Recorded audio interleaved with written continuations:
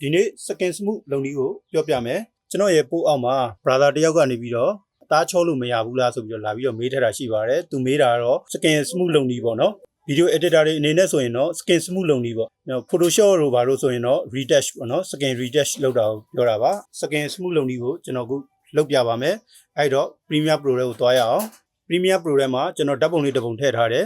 model ကတော့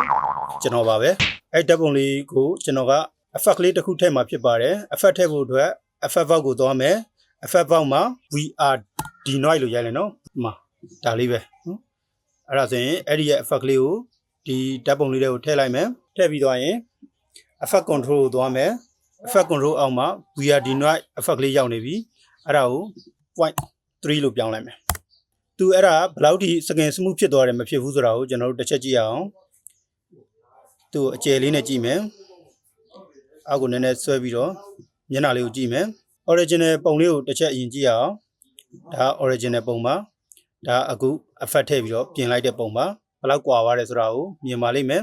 ဒါက original ပုံဒါက effect ထည့်လိုက်တဲ့ပုံနော်သူပုံကြီးလေးနဲ့ကြည့်မယ်နော်ဒီမျက်နှာလေးတွေကိုကြည့်ဒါက original ဒါအခု effect နဲ့လုပ်လိုက်တဲ့ပုံနော်ဘာတွေတက်ရောက်သွားလဲဒါက before after before after နော်ဒီမှာဒီမျက်နှာနာအဆက်အပြောက်တွေအကုန်ပျောက်သွားတာဖြစ်တယ်ယောက်ျားလေးတွေဆိုရင်တော့အများကြီးမသုံးပါနဲ့ကြည့်လို့မကောင်းပဲဖြစ်သွားပါမယ်မိန်းကလေးတွေဆိုရင်တော့တော်ရုံအဖုထစ်ကလေးတွေကတော့ပျောက်သွားပါလိမ့်မယ် second smooth effect လုပ်နည်းကတော့ဒါပါပဲနောက်နေ့တွေမှာဘယ်လိုသင်ခန်းစာတွေဆက်ပြီးတော့သင်သွားပေးဦးမလဲဆိုတာကိုစောင့်မျှော်ကြည့်ရှုပေးပါဦးကျေးဇူးတင်ပါတယ်